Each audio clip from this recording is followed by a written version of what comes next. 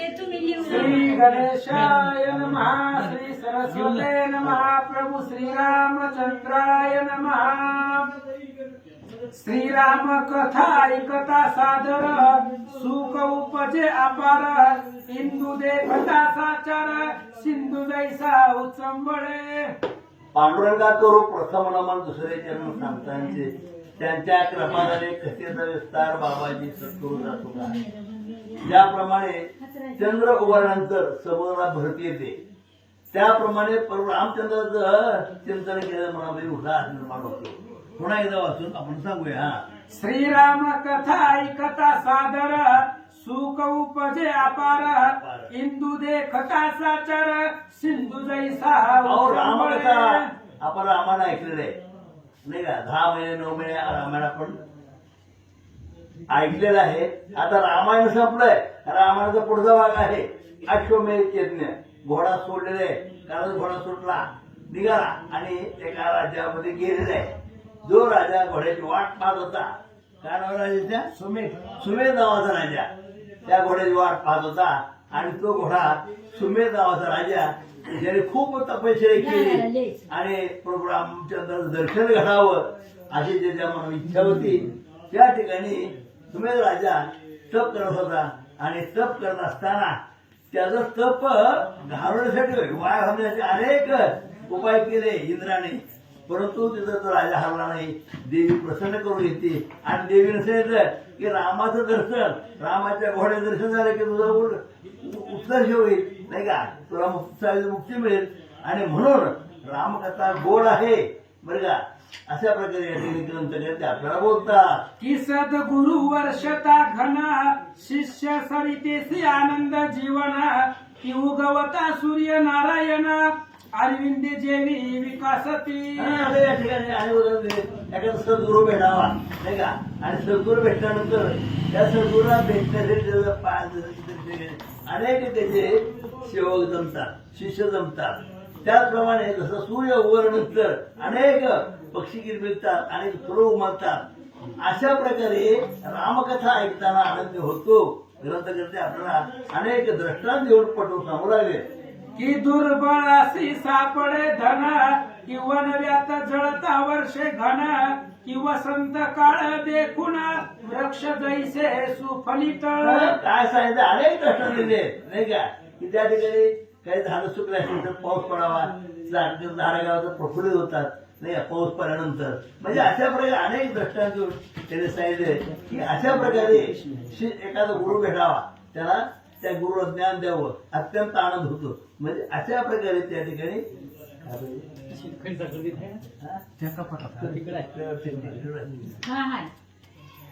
अशा प्रकारे अनेक दृष्टांत देऊन आपल्या ग्रंथाला सांगू लागले। आईसी श्रीराम कथा ऐकता उपजे सुखा, जे कथेस भुलला कैलास नायक, पार्वतीस प्रेम देख, राम कथा हृदय धरी। अशा प्रकारे त्यांनी रामकथा हृदय धरी, म्हणजे रामाची कथा आहे ती गोड आहे, आपल्या अंतकळामध्ये आनंद निर्माण करण्याची रामकथा आहे। आणि म्हणून रामकथा आपण रामाचं ऐकलंय, पण त्याच्या पुढची गोड कथा या ठिकाणी सुरू केली आहे। राम अश्वमेध यज्ञ। आता घोडा सोडलेला आहे आणि घोड्याच्या मागे अनेक चतुर सैन्य आहे, शत्रुघ्न आहे, भरताचा मुलगा पुष्कर आहे। अशा प्रकारे आता सगळे निघाले आहेत, घोडा सुटलेला आहे। पुढं जे मोक्ष तरुचे बीज देखा, जी भवा नदी माझी तारक नौका, अज्ञान तिमिरी दीपिका, कविराये पाजाळीनी। की अविद्या कानन वैश्वानर, की ऐश्वर्य पदीची देवी सुंदर, की मनोरथ कल्पलता साचार, आनंद जळ सरिता आहे। की पद्मराग मण्याची खाणी, की धर्मार्थ काम मोक्षाची जननी, की पाप ताप भंजनी, मंदाकिनी प्रत्यक्ष। ज्याप्रमाणे सर्व पाप ताप नष्ट करणारी गंगा नदी आहे, गंगेमध्ये स्नान करा आपली वापस धुवून जातात असं सांगू ग्रंथ करते। बरेच त्या ठिकाणी सांगितले म्हणजे आपलं पाप जाणारे काय केलं पाहिजे तर गंगेमध्ये स्नान केलं।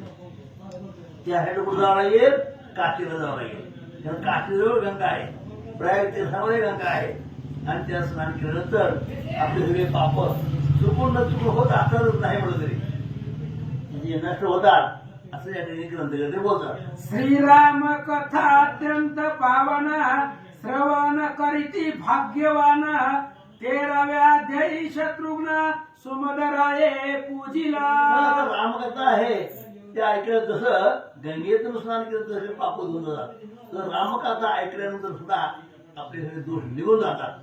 आता या ठिकाणी शत्रुघ्न आहे नाही का हा रामाचा चौथा 4 नंबरचा त्याने तो होता घोड्याच्या मागे चाललेला आहे. आता पुढे काय होतं बघूया.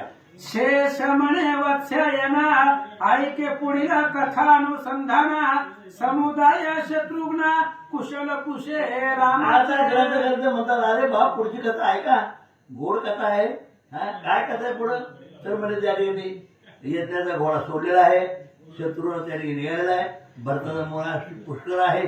आता अशा प्रकारे शत्रुघ्न सैन्य घेऊन भरत शत्रुघ्न निघाला असं सांगतात. मने बांधिले यज्ञ कंकण तो सुखी असे की सीता रमण जयाचे कृपे सकळ जन सुख पावती आघात. आता प्रभू रामचंद्र त्या ठिकाणी हातामध्ये कंकण बांधलेलं आहे त्याने यज्ञ पेटवले आहे यज्ञाच्या ठिकाणी बसलेले आहेत प्रभू रामचंद्र आणि यज्ञ सुरू करून त्याने हा घोडा सोडलेला आहे. घोडा का सोडायचा तर त्याने सगळे राजे जिंकायचे जे शरण त्याला घेऊन यायचं आणि काय धनसंपत्ती गोळा करायची आणि मोठा यज्ञ करायचा आणि त्या यज्ञासाठी काही धनसंपत्ती गोळा करायची म्हणून घोडा सोडलेला आहे. आणि अनेक राजे पृथ्वी तलावर जेवढे राजे आहेत ते सगळे गोळा करायचे यज्ञ करायचा आणि म्हणून घोडा सोडला अशा प्रकारे बोलतात. धन्य धन्य अयोध्येचे लोक नर नारी पशु पक्षी देखा स्थावर जंगम सकळीक पाती मुख राघवाचे. अयोध्या धन्य धन्य म्हणजे की ज्या अयोध्येमध्ये प्रभू रामचंद्र आहे आणि त्या प्रभू रामचंद्र दर्शन प्रत्येकाला प्रत्यक्ष घडतंय पण त्याला कुठं माहिती राम म्हणजे देव आहे ती चांगला पुरुष आहे नाही का ज्याने रामाला मारलं असा हा आपला राम आहे हा देव आहे कोणालाही माहित नाही आणि म्हणून त्या ठिकाणी सगळ्या लोकांना रामाला पाहिलं की अत्यंत आनंद होतो अशा प्रकारे बोलू लागले. आम्ही पातकी जन्मलो तया सुखा अंतरलो राजश्री भुलोणी गेलो मोहे पावलो पद्धता. आणि अशा प्रकारे त्या ठिकाणी म्हणतात आम्ही म्हणतो कसं आहे आम्ही इकडं लांब अयोध्येपासून लांब आहोत आपल्याला रामाचं दर्शन प्रत्यक्ष घडत नाही का घडत नाही म्हणून आपण कसं आहे तो दुर्दैव आपण रामाचं दर्शन घडत आहे अशा प्रकारे त्या ठिकाणी ग्रंथकर्ते सांगतात. आज आमुचे भाग्य उदेले आपुले चरणा सदना लागले तेने कुल पावन झाले मज तारिले सत्याची. अशा प्रकारे या तारणारा कोणामध्ये प्रभू रामचंद्र आहे त्याच्यामुळेच आम्ही तरलो गेलो आम्ही भाग्यवान आहोत. अगदी लोक काय म्हणतात आम्ही भाग्यवान आहोत आम्हाला प्रत्यक्ष प्रभू रामचंद्राचं दर्शन घडत आहे अशा प्रकारे ग्रंथकर्ते सांगतात.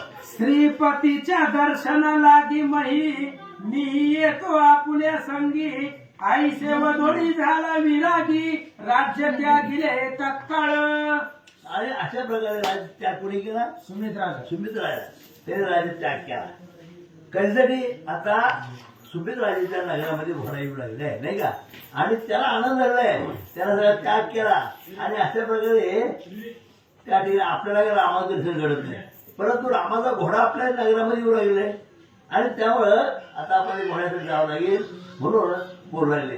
दळ भारासह शत्रुघ्ना प्रत त्रिरात्र राहविले तेथा मग राज्याभिषेक पुत्रा प्रत करोडी स्थापित राज्यासनी. आणि अशा प्रकारे जो सुमित राजा होता जो त्या घोड्याची वाट पाहत होता तो घोडा तिथं आला त्या नगरामध्ये आपण काल ऐकलंय की राजा तप करत होता आणि त्याला रामाचं दर्शन साईचा मुक्ती पाहिजे होती देवीने सांगितलं तू काय कर म्हणजे रामाचा घोडा येणार आहे त्याचं दर्शन झालं की रामाला तुला साईचं पद मिळेल आणि म्हणून त्याप्रमाणे घोडा नगरामध्ये आला तरी शत्रुघ्नाची आता सांग पूजा वगैरे केलेली आहे आणि अशा प्रकारे हा राजा कशा प्रकारे सत्कार करतो ते सांगू सकळ सैन्यासह वर्तमान वस्त्रालंकारी करुण नाना रत्नी शत्रुघ्न लागून पूजिले जाण सुमदाने.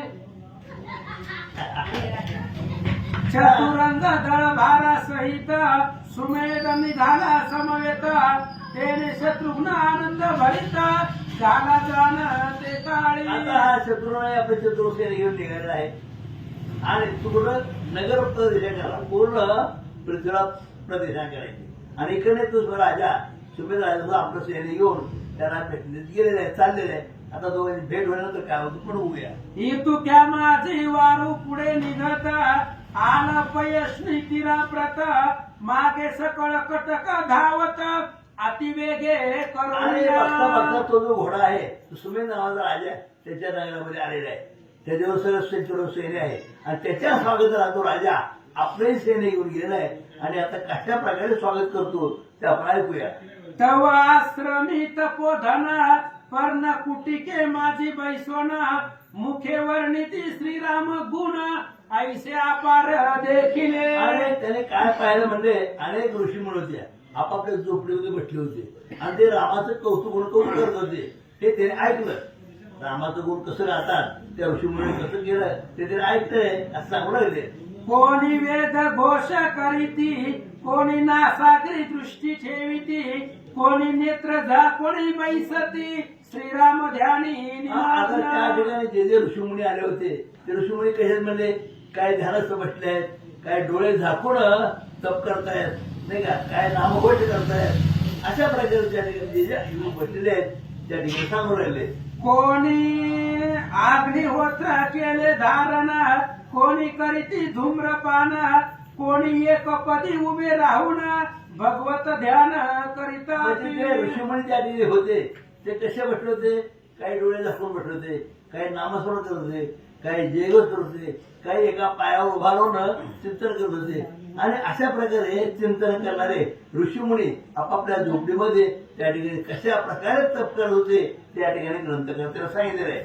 ऐसे ऋषी जना जेथे असती क्षमा दया आणि शांती सर्वदतया ठाई वसती पशु विचारती आणि निर्वैर्य. त्या ठिकाणी असे ऋषीमुनी असतात तप करणारे. कसं तप करतात ते डोळे झाकून बसले नाही का, त्या ठिकाणी काही एका पायावर उभे आहेत आणि अशा प्रकारे तपकार ऋषी आहेत. त्या ठिकाणी अनेक पशुपक्षी येतात आपले वैर विसरतात आणि अशा प्रकारे ऋषीमुनीच्या मेळामध्ये अशा प्रकारे बसलेले आहेत त्याचं वर्णन केलेलं आहे. मूषक आणि मार्जारा नकुल उरग मयूर गाय आणि व्याघ्र एके ठाई क्रीडती. अनेक ऋषीमुनी अनेक प्रकारे तपकाला बसले आणि त्याच जंगलामध्ये अनेक निर्वैर होऊन त्या ठिकाणी काही पशु पक्षी बसले. उदाहरण सांगायचं म्हणलं गाय आणि वाघ तिथं एका ठिकाणी बसले नाही का. त्याच्यानंतर त्या साप आणि गरुड म्हणजे आपापले वैर विसरून त्या ठिकाणी जिथं ऋषीमुनी तप करतात आपले वैर विसरले आणि त्या ठिकाणी बसले. उदक पूजित सरोवरे ठाई ठाई भरली मनोहरे सुगंधित कमळे अपारे तया माझी आणि अशा शोभती. प्रकारच्या जे काय तळे आहेत त्या तळ्यामध्ये गुलाबाची फुलं आहेत नाही का, सुंदर आणि कमळाची फुलं आहेत, सुगंधित फुलं आहेत, अत्यंत आनंदात ते उमलले गेले असं वर्णन त्या ठिकाणी केलंय. सुमन वृक्ष परोपरी आसती सरोवरातिरी ऐसे स्थान पाहुणी अंतरी शत्रुघ्न बहुत आनंदाला. श्री गणेशाय नमः. श्री सीतारामचंद्राभ्याय नमः. सुमन वृक्षे परोपरी अस्ति सरोवर तीरी ऐसे स्थान पाहुणांतरी शत्रुघ्न बहु आनंदला. कथेचं अनुसंधान अहिछत्र नावाच्या नगरामधून घोडा निघालेला आहे आणि सुमेध राजा शत्रुघ्न बरोबर निघालेला आहे. घोडा जात असताना पुढं पयशनी नावाची नदी आहे आणि त्या नदीच्या किनाऱ्यावरती घोडा आला. पण त्या किनाऱ्यावरती साधू मुनी ऋषी मंडळी संत जपी तपी सगळे राहत होते. निर्वैर वातावरण होतं तिथलं. असं प्रसन्न वातावरण पाहिलं आणि शत्रुघ्नाच्या मनाला आनंद वाटला. शत्रुघ्न महाराज काय विचारतात. पूसे सुमती लागून हे कवन्या मुनीचे स्थान येथे प्राणी निर्वैर पाहून आश्चर्य मनी वाटले. आणि विचारलं गेलं शत्रुघ्नानं. म्हणले महाराज सुमती प्रधान आहे. त्या प्रधानाला विचारलं कुणाचं इथं कोण असणारा ऋषी राहतोय. सगळे असणारे निर्वैर राहतात. कुठल्याही प्रकारचं गाई वाघ असेल उंदीर आणि मांजर असे ही सगळी बरोबरीला राहते. मग अशा प्रकारचा कोणता ऋषी तर तपस्वी आहे त्याची कथा आम्हाला सांगा. ऐसे ऐकून भाषण सुमती म्हणे तया लागून महान तपोनिधीचं चवन त्याचे स्थान हे असे. आणि सुमती प्रधानानं सांगायला सुरुवात केली. शत्रुघ्न महाराज च्यवन नावाचे ऋषी महातपस्वी आहेत आणि प्रतापशाली बलवान आहेत. त्यांची कथा सांगतो ऐका. जेणे अश्विनी कुमारा लागुनी देव आविर्भाग देव होऊनी शांती रायाचे यज्ञी इंद्रा लागी अपमानिला. च्यवन ऋषींचा एवढा पराक्रम आहे. अश्विनी कुमार आहेत. अश्विनीची मुलं त्या अश्विनी कुमारांना आपल्या यज्ञाचा प्रसाद भाग दिलेला होता आणि यज्ञ शांती राजाचा यज्ञ करताना इंद्राचा अपमान केलेला असे ते महाराज होते. च्यवन केवळ वेदमूर्ती नवी आगळी जयाची दीप्ती जयाच्या चरणी नमिती देव दैत्य सकळक. आणि च्यवन महाराज च्यवन ऋषी असणारे तेज दीप्ती होते. ज्या महाराजांना ऋषींना सगळे देव लोक भूवर सुवर सगळे असणारे दैत्य दानव आणि ऋषी मंडळी नमस्कार करतात असे ते महाराज होते. ज्याचे सामर्थ्य अति गहन दया लागी वर्णील कोण ते सकळ मुनी जन दर्शन लागी जयाच्या. आणि हे च्यवन ऋषी महाराज अतिशय सामर्थ्यवान आहे. त्यांच्या सामर्थ्याचं काय वर्णन मी करणार आहे. अतिशय बलशाली असणारे ते महाराज होते.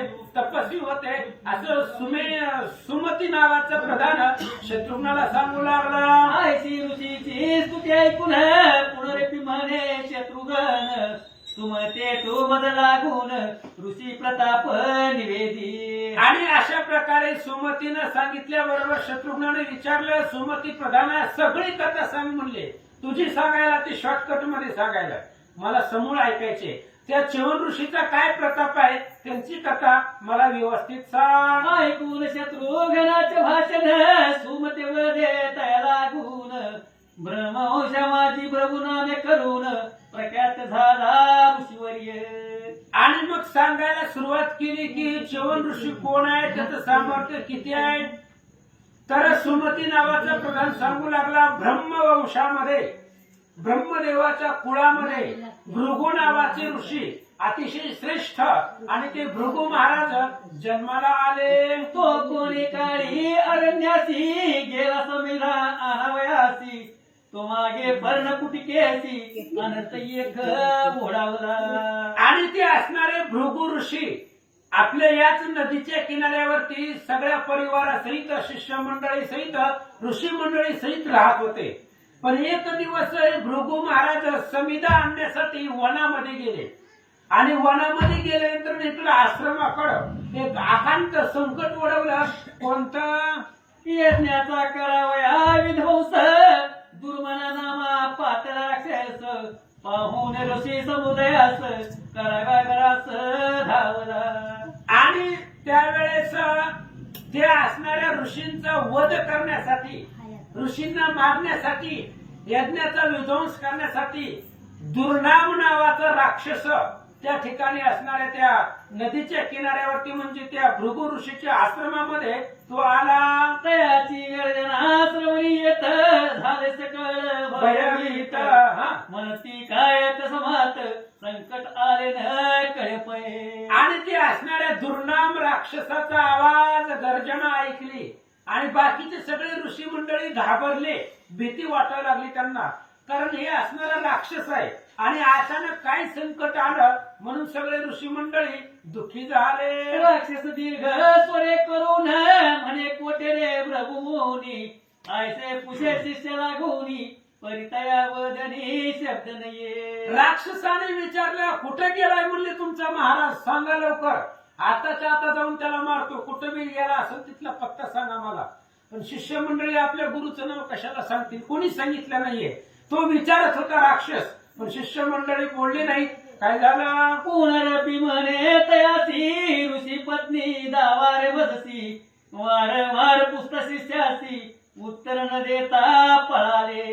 आणि पुन्हा ते असणाऱ्या दुर्नाम नावाच्या राक्षसाने विचारलं म्हणले भृगू महाराज कुठं आहेत इथं नाही. मग त्यांची बायको कुठं आहे दाखवा, त्यांची पत्नी कुठं आहे, कुठं लपून ठेवलंय तिला दाखवा.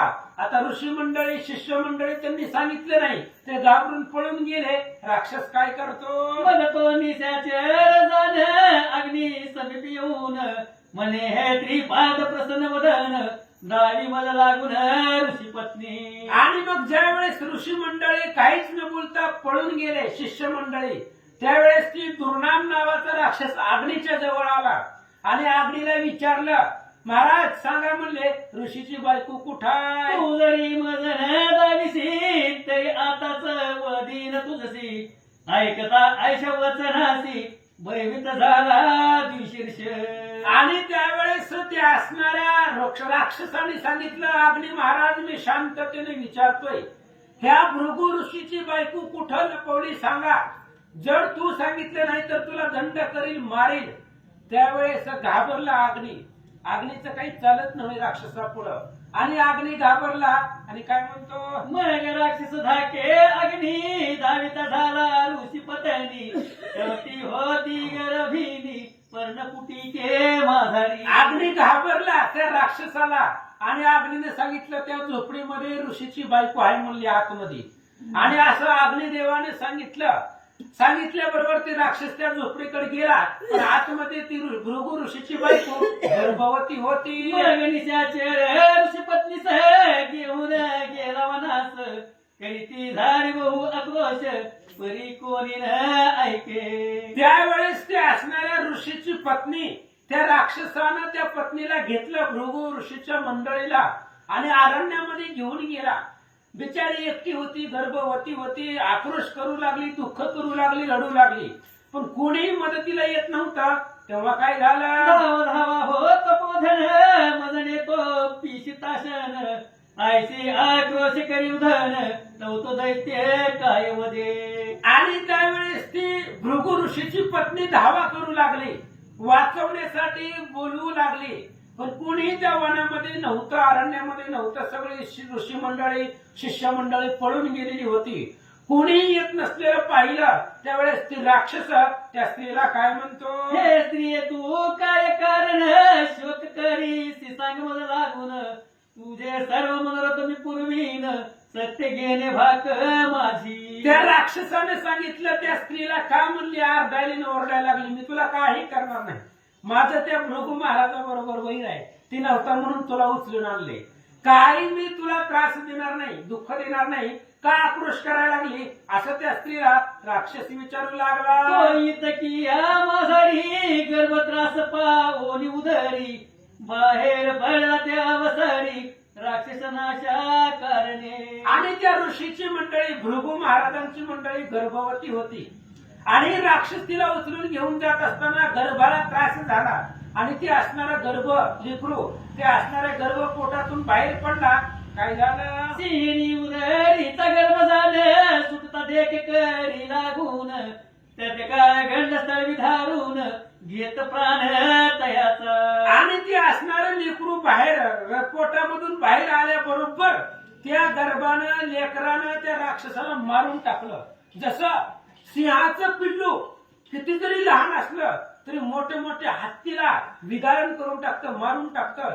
त्या पद्धतीने त्या ऋषीच्या पत्नीच्या पोटातून निघालेला गर्भ आणि जैमिनी अश्वमेध मध्ये सुद्धा कथा आहे, त्या सिंहध्वजाला मारताना गर्भातलं लेकरू बाहेर येऊन ते असणाऱ्या सिंहध्वजाला मारलं. तसंच ऋषी मंडळीच्या पत्नीच्या पोटातलं गर्भ बाहेर पडला आणि त्या राक्षसाला मारला. तैसा निघाला गर्भदान अग्निसारिका दैदीप्यमान पुढे दुष्ट निशाचर अवलोकून बोलेत यावेळी. आणि अशा पद्धतीने तो गर्भ पोटाच्या बाहेर आला. दुष्ट वाईट दुर्नाम नावाचा राक्षस पुढे पाहिला आणि ते असणारं गर्भ लेकरू जे बाहेर पडलं ते काय म्हणू लागलं, तू पतिव्रतेचा केलासी छळ धावून आपल्या अंगीचे बळ तरी तुझ भस्म करील अनळ ऐसे वदता दग्ध झाला. आणि त्या गर्भरूपी त्या लेकरानं आता नुकत्या जन्मलेल्या लेकरानं शाप दिला, ए राक्षसा पतिव्रतेला त्रास दिलेला आहे, पतिव्रतेची अवहेलना केली, तिचा अपमान केला आणि सतीचा अपमान केलेल्याची अवस्था बघ. रावणाचं दुर्योधनाचं काय झालं? सती पतिव्रतेचा अपमान केला तर तू अग्नीमध्ये जळून भस्म होशील असं म्हटल्याबरोबर तो जळून भस्म झाला. गर्वशापे करून राक्षस गेला जळून ऋषी भरती तो गर्व घेऊन आश्रमस्थाना पावली. आणि नुसत्या असणाऱ्या गर्भशापानं नुकत्या जन्मलेल्या लेकरानं शाप दिला. त्याच्यामुळं ती असणारा दुर्नाम नावाचा राक्षस अग्नीमध्ये जळून मेला, भस्म झाला. आणि ती लेकरू उचललं आणि ती भृगु ऋषीची पत्नी लेकरू घेऊन आपल्या आश्रमात आली. सायंकाळ समय पातळा ऋषी आश्रमा प्रति आला ऐकून वर्तल्या व्रताला गोपाला तेव्हा ऋषीवरी. आणि मग संध्याकाळी समिधा आणायला गेलेली. महाराज सकाळी गेलते समिधा आणण्यासाठी, ती संध्याकाळी आली भृगु ऋषी. आणि आल्याबरोबर सगळं वर्तमान त्यांच्या बायकोनं त्यांना सांगितलं. मग ह्याच्यामध्ये चुकी कुणाची होती? अग्नी महाराजाची. त्या अग्नीला काय गरज होती का सांगायची तिथं बायको आहे म्हणून? म्हणून त्या असणाऱ्या भृगु ऋषीला अग्नीचा राग आला आणि काय म्हणतात? अग्नी समीप येऊन म्हणे दुष्टा माझी पत्नी पतिव्रता ठाऊक असूनी कैसी दाविली तयाते. भृगु ऋषीला राग आला अग्नीचा. अरे बाबा, तू असणाऱ्या त्या राक्षसाला माझी बायको का दाखवली? सगळ्या ऋषी मंडळीला शिष्य मंडळीला विचारलं होतं, कुणी बोललं नाही. तुला मध्ये मध्ये बोलायची काय गरज होती? तू का त्या झोपडीमध्ये माझी बायको आहे असं म्हणून दाखवलं? पतिव्रतेकडे बोट का दाखवलं असं अग्नीला भृगु ऋषी बोलतात. ओ महादुष्ट निशाचर तया हाती दिलेला सुकुमार तरी तू सर्व भक्षक हो निर्धार ऐसा शाप दिधरा. भृगु ऋषींनी शाप दिला त्या अग्नीला. अरे त्या दुष्टाच्या हातामध्ये माझी बायको दिली. माझी पत्नी त्या असणारी पत्नी सुकुमार आहे, सुंदर आहे आणि त्या राक्षसाच्या हातामध्ये दिली. म्हणून तुला आता सर्व भक्षक म्हणतील आणि असा माझा शाप आहे असं महाराज बोलतात. शाप पडता श्रवणी अत्यंत दुःखित झाला अग्नी. मग भृगुशी नमस्कार करून दीनवदने प्रार्थित. आणि अग्नी देवानं शाप ऐकला भृगु ऋषींचा. शाप ऐकल्याबरोबर दीनवाणीनं नम्र होऊन हात जोडून शाप मागू लागला. ऋषीवर्या पदावरी अपराध साहुनी कृपा करी असत्य वदता दोष भारी म्हणून सत्य बोलिलो. अग्निदेवानं सांगितलं. महाराज म्हणले माझी बी काही चुकी अपराध नव्हता. आता त्या राक्षसाने विचारलं आणि मग त्याला असणार खोटं कसं बोलायचं? काय काही ठिकाणी खोटं बोललं तरी चालतंय. मग त्यावेळेला असत्य वधू नये, असत्य बोललो असतं तर पाप लागलं असतं. म्हणून मी त्या ठिकाणी असत्य बोललो. पण काय काय वेळेला चुकीचंही बोलावं लागतं महाराज. मार्गी भेटला महातस्कर करू लागला जरी संवार तेही बोलून असत्य उत्तर आत्मशरीर वाचवावे. रस्त्याने जर एखादा चोर भेटला आणि त्यानं जर विचारलं तर का खरं खरं सांगावं लागतं का? तिथं चुकीचं खोटं बोलावं लागतं ना आपलं शरीर वाचवावं लागतं. पण अग्निदेवानं सांगितलं खोटं बोलल्यावर पाप लागल म्हणून मी खरं खरं सांगितलं, मला क्षमा करा. कोठे ऋषी पत्नी म्हणून राक्षस विचारी मला लागून तेव्हा धावी तयस नेऊन असत्य वचन बोलवेना. आणि महाराज त्या राक्षसाने विचारलं, सांग म्हणले भृगु ऋषीची बायको कुठं आहे? मग आता त्यानं विचारल्यावर मी असत्य कसं बोलणार? खोटं बोलता आलं नाही मला, खोटं बोलू वाटलं नाही. म्हणून खरं खरं तुमच्या बायकोचा पत्ता किंवा ज्या आश्रमामध्ये झोपडीमध्ये होती ती मी त्या राक्षसाला दाखवली. आपण सर्व धर्म जाणते तरी सूक्ष्म पाहे विचाराते आणि उशाव देऊन दिनाते तारी सत्वरी ऋषीवरी. अग्निदेवानं सांगितलं, भृगु महाराज तुम्ही खूप हुशार आहे, ज्ञानी आहे, तुम्हाला सगळ्या गोष्टी कळतात. मग हे माझा सूक्ष्म अपराध आहे. मी काय जाणून बुजून मुद्दाम केलेलं नाही. खोटं बोलण्याचं पातक लागू नये म्हणून मी ती असणारं माझ्याकडून घडलं. पण अपराध पोटामध्ये घ्या आणि मला क्षमा करा. ऐकता वचनोक्ती दया उपजली ऋषीची म्हणे सर्व भाषक पर तुझ म्हणती पवित्र जगी सर्वही. मग असं ते असणाऱ्या अग्निदेवाने सांगितल्याबरोबर भृगु ऋषीच्या अंतःकरणामध्ये दया प्रेम निर्माण उत्पन्न झालं. आणि ते भृगु ऋषींनी सांगितलं, अग्नी महाराज सर्व भक्षक तुम्हाला पवित्र जागी म्हणतील. म्हणजे यज्ञ असेल, होमकार्य असेल, काही असणारी बाकीची जी काही पवित्र कार्य असेल त्या कार्यामध्ये सर्व भक्षक नाव तुम्हाला राहील असा उशाप महाराजांनी दिला. ऐसा उशाप देऊन सुखी केला हुताशन मग अच्युत गर्भ लागून नामचवन ठेविले. आणि अशा पद्धतीने मग त्यावेळेस उशाप अग्नी महाराजांना दिला आणि मग भृगु ऋषीचा असणारा गर्भ त्याच्या बायकोचा असणारा गर्भ जो बाहेर पडलेला होता आणि त्यानं जन्मले राक्षसाला मारलं असा असणारा त्याच मुलाला त्याच गर्भाला च्यवन नाव ठेवलं गेलं असं सांगतात. जात कर्मादी संस्कार करिता झाला ऋषीश्वर तेजो राजकुमार सुंदर पाहता अपार सुख मग ही झाले. भृगु ऋषीचा मुलगा च्यवन हळूहळू त्या ठिकाणी लहानाचा मोठा होऊ लागला. जात कर्म नाव ठेवण्याचे सगळे असणारे कार्यक्रम उरकले आणि हळूहळू तो असणारा मुलगा अतिशय सुंदर दिसू लागला. त्यावेळेस आई वडिलांना आनंद वाटला. दिवस दिवस व्रती पावला भृगुने व्रत बंद संस्कार केला द्विजत्व हेट निघाला तपाला गीत म्हणतो. आणि हळूहळू तो असणारा लहानाचा मोठा होऊ लागला च्यवन महाराज. आनंद त्यांना असणारे वाटू लागले. मग ते काही दिवस थोडेसे मोठे झाल्यानंतर तप करण्यासाठी च्यवन ऋषी आश्रमात एका अरण्यामध्ये निघून गेले. सकळ जना ते करी पावन ऐसा रेवत रम्य स्थान येते घालून आसन बैसला जाण तपाते. आणि रेवा तट सगळ्या जीवाला जगाला पावन करणारं ते तीर्थ आहे रेवा नदीचं पात्र. आणि त्या रेवा नदीच्या किनाऱ्यावरती ते असणारे च्यवन महाराज तप करण्यासाठी गेले. 10 सहस्र अब्द पर्यंत तप केले अति अद्भुत इंद्र झाला भयभीत परी उपाय न चले पै. 10,000 अब्दापर्यंत तप असणाऱ्या च्यवन ऋषींनी त्या रेवा नदीच्या किनाऱ्यावरती केलं. एवढं दिवस तप केल्याबरोबर इंद्र घाबरला. त्यानेही प्रयत्न केले पण चालले नाही. त्याचा असणारे सगळे प्रयत्न वाया गेले. इंद्र घाबरला. ऋषीचे अंगावरी जाणे वाल्मिक झाले दोह भावरी दोन की शुगदार उपजले. आणि त्या असणाऱ्या ऋषीच्या अंगावरती वारुळ निर्माण झालेलं होतं. ऋषी दिसत नव्हता आणि त्याच्या अंगावरती वारुळ होतं. त्यामुळे आतमध्ये ऋषी आहे दिसत नव्हतं.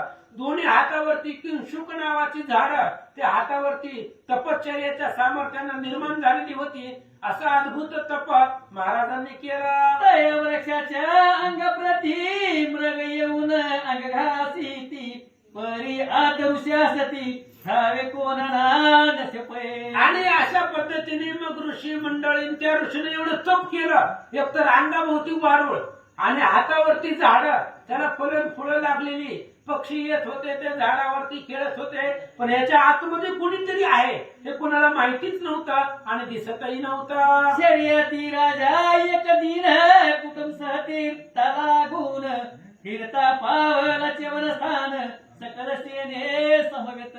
शर्यती नावाचा राजा आपल्या कुटुंबासहित म्हणजे मुलींना घेऊन बायकोला घेऊन सगळं सेना मंडळी घेऊन क्रीडेसाठी वनामध्ये आलेला होता. आणि ते ऋषी च्यवन ऋषी ज्या ठिकाणी तप करत बसलेले होते त्याच जवळ परिसरामध्ये तो राजा परिवारासहित आला. तोंडे पवर रेवतीरी स्नान संध्यादी कर्मसारी देव पित्र तर्पणात करी स्वधर्माचारी वर्ततसे. आणि त्या रेवा नदीचं पात्र नदी अतिशय पवित्र आहे म्हणून त्या नदीच्या किनारी हे असणारा राजा शर्यती नावाचा राजा आलेला आहे. आपल्या कुटुंबासहित आलेला होता. आणि पितृश्राद्ध काही त्याचे असणारे पितृचे जे काही कार्यक्रम आहेत सगळे असणारे पूर्ण करत त्या नदीच्या किनारी बसला. ब्राह्मणाची दान देऊन संतोषवी अनुदीन ऐसा काही दिन तीर्थ निमित्ते राहिला. आणि असं म्हणले त्या असणाऱ्या रेवा नदीच्या किनाऱ्यावरती ब्राह्मणाची पूजा करायची दान धर्म करायचा. काही दिवस तो असणारा सोहळा होता म्हणून अनेक दिवस त्या रेवा नदीच्या किनाऱ्याला राजा आश्रम करून राहिला होता. राजकन्या सख्या घेऊन क्रीडा करीत असत जाण वाल्मिक केले अवलोकन समीप आपण पातली. आणि त्याच राजाची मुलगी शर्यती राजाची मुलगी सोबतीला अनेक मैत्रिणी घेऊन त्या वनामध्ये क्रीडा करण्यासाठी फिरण्यासाठी आलेली होती. आणि त्या राजकन्येनं पाहिलं ती वारुळ पाहिलं, झाडं दिसली, म्हणून ते असणाऱ्या वारुळाच्या जवळ ती मुलगी आली. सूक्ष्म दृष्टी निरेखून पाहे वारुळे अवलोकून दैव दिसे आत सवित्या समान तेज अद्भुत तैकाळी. आणि ती राजाची मुलगी राजकन्यका जवळ आली, त्या वारुळाच्या जवळ आली आणि त्या वारुळामधून तिनं पाहिलं. आतमध्ये सूर्यासारखं तेज तिला दिसलं. तिला वाटलं आतमध्ये काहीतरी आहे. त्या राजकुमारीला वाटलं की या वारुळाच्या आतमध्ये काहीतरी असावं, म्हणून काय करते, वारुळा माझारी प्रकाश दिसे सैत परी काय आहे ते पाहू सतवरी म्हणून घातली शेलका. आणि तिनं असणाऱ्या त्या ठिकाणी एक बाणाचं ठोक बाहेर काढलं. धनुष्याचा जो बाण असतो तो बाण काढला तिनं. आणि ते आतमध्ये वारुळामध्ये काय आहे, प्रकाश कशाचा आहे, म्हणून ते असणारे वारुळ फोडून बाहेर काढावं म्हणून तो असणारा बाण तिनं वारुळामध्ये खुपसला. काय झालं, अशुद्ध भरली शलका डोळा पाहती झाली राजबाळा अति दुःखित झाली वेळा म्हणे अन्याय मी केला. त्या राजकुमारीनं त्या वारुळामध्ये बाण मारला, त्या असणारा बाण खुपसला आणि त्या वारुळामध्ये चिवन ऋषी तप करत होते आणि तो बाण त्यांच्या डोळ्यात घुसला. डोळ्यामध्ये घुसल्यामुळं त्या सगळ्या बाणाच्या टोकाला रक्त लागलेलं होतं. तिनं वारुळातून बाण बाहेर काढला तर टोकाला रक्त लागलेलं दिसलं. तिनं विचार केला काहीतरी अघटित अपराध, कुणीतरी इथं तपस्वी होता आणि त्याच्याकडून त्याचा असणारा वध आपल्याकडून त्याचा वध झाला की काय असं त्या राजकन्येला वाटू लागलं. माझी विचार करीत तपस्वी असे वाल्मिकात माझ्या अपराध नसे अंत कर्म अविटित मी केले. आणि त्या शर्यती नावाच्या राजाच्या मुलीनं राजकन्येने विचार केला आपल्याकडून अपराध झालाय, चुकी झाली, कुणीतरी तपस्वी या वारुळामध्ये होता, आपल्याला माहिती नव्हतं आणि त्याचा वध आपल्याकडून झाला. ऋषी हत्येचं ब्रह्म हत्येचं पातक आपल्याला लागलं, अघटित घडलं, याचं दुःख राजकन्येला झालं. पित्यासी तरी शिक्षा करील मजसी आयशा भय कवनासी न बोलता गुप्त ठेवी. राजकन्येने विचार केला बापाला जर कळलं तर बाप ब्राह्मणाची पूजा करते, नदीच्या किनाऱ्याला इतके दिवस कशासाठी राहिलाय, ब्राह्मणाची पूजा, त्यांना दान धर्म, त्यांचा मान सन्मान करतोय आणि ही जर गोष्ट आपल्या बापाला कळली तर बाप मारून टाकेल आपल्याला, कारण ती ब्राह्मणाची पूजा करतोय आणि आपण ब्राह्मणाला कुणाला तरी मारलेला आहे तपस्वियाला. म्हणून तिनं वडिलांच्या भीतीनं बापातला भिवून तिनं ती वार्ता कुणालाच सांगितली नाही, गुप्त मनामध्ये करून ठेवली. नेत्रातून रुधिर पडले जाण भुवर कंपाय वाण झाली फार नसावरे भार दोषाचा. आणि त्या वारुळामधून ऋषीच्या डोळ्यामधून असणाऱ्या रक्ताच्या धारा वाहिल्या होत्या, रक्त सांडलेलं होतं. म्हणून ती असणारी मुलगी घाबरली, राजकन्यका घाबरली आणि आपल्या हातून खूप मोठा अपराध झालाय असं तिला वाटलं. आकाशाहून उल्कापात दाई दिशा धुंद होत सविता दृष्टीस न पडत आयची दशा झाली. आणि ज्यावेळेस चिवन ऋषीला लागलं गेलं, त्यांच्या डोळ्यावरती ते असणाऱ्या बाणाचा प्रहार झाला, त्यावेळेस आकाशामध्ये उल्कापात त्या ठिकाणी होऊ लागले. सूर्याचं तेज पृथ्वीवरती पडना, विजा चमकू लागल्या. असं अघटित ब्रह्महत्या घडल्यानंतर जे पातक लागतं ते पातक त्या परिसराला लागलं असं सांगतात. राजाचे गज हय झालं मृत झाले संपूर्ण धन गेले न लाग तक्षण कलह दारुण माझला. राजाचे हाती घोडे सगळे असणारे जी प्राणी होते ते मरून पावले. अचानक राजा निर्धन झाला, त्याचं धन होतं तेही धन संपून गेलं.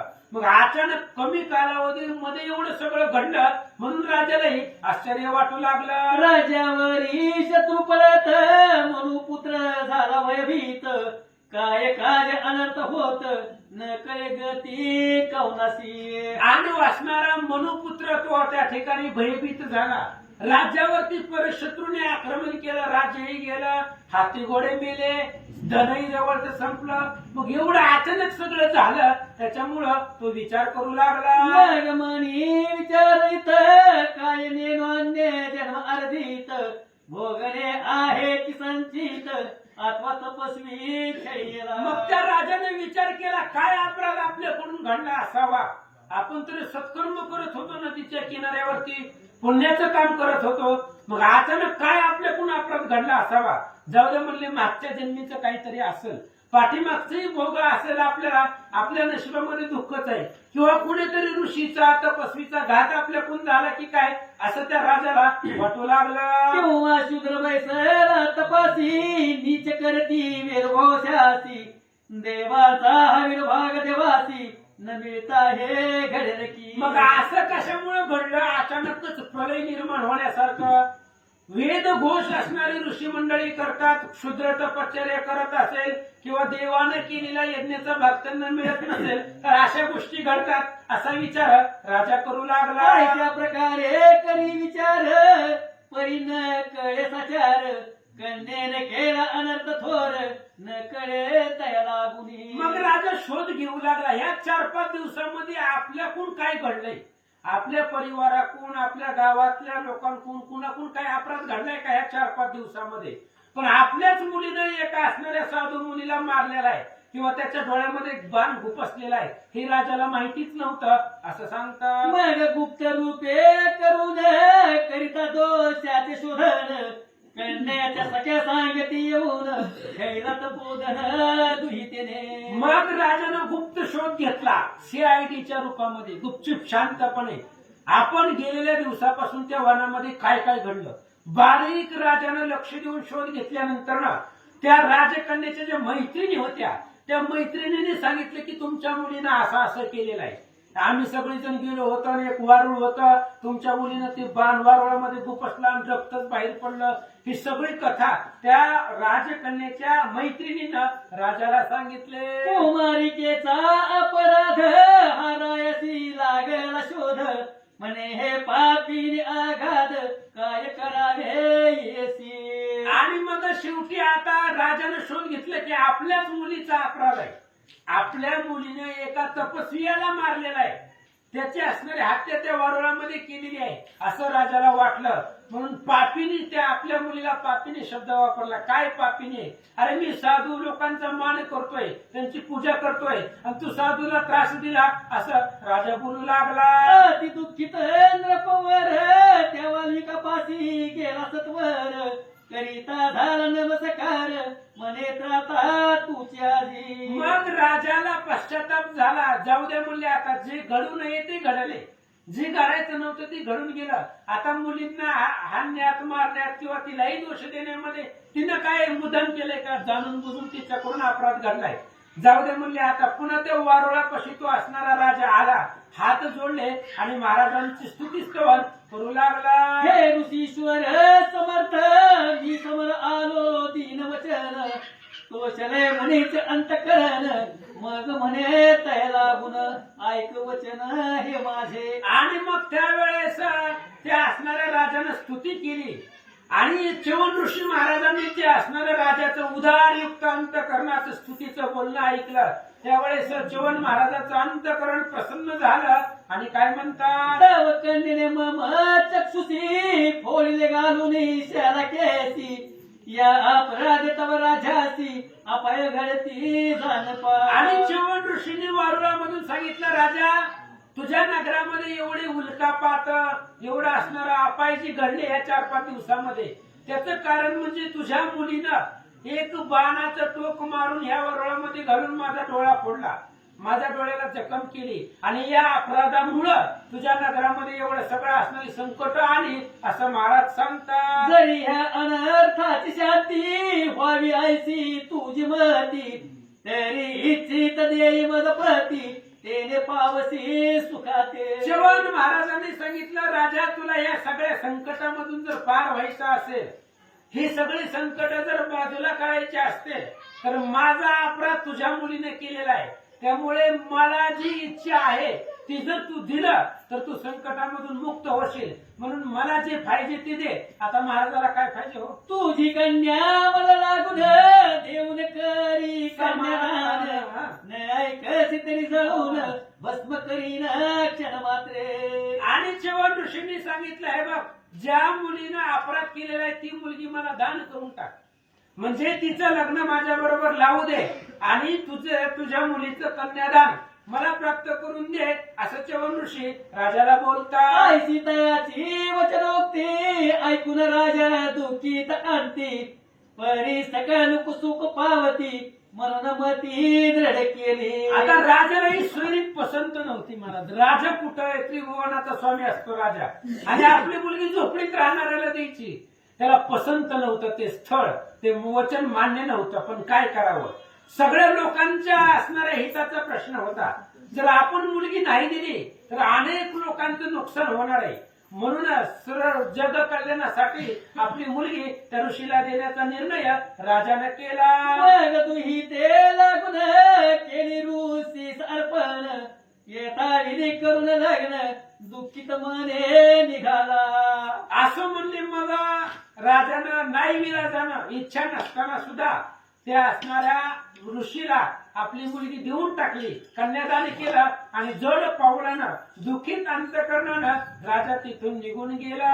सकल कुटुंब सहित राजा होऊन परम दुःखित जाता झाला नगरापत उदास चित्ते ते काही. राजाला खूप दुःख वाटलं. आपण आपली मुलगी गमावली. आपली मुलगी एका कुणीतरी ऋषीला देऊन टाकली. त्या ऋषीचा परिचय कुळगोत्र काही माहिती नव्हतं. पण जनकल्याणास्तव आपली मुलगी अर्पण केली आणि दुःखित अंतकरणासहित कुटुंबासहित राजा त्या वनामधून निघून गेला.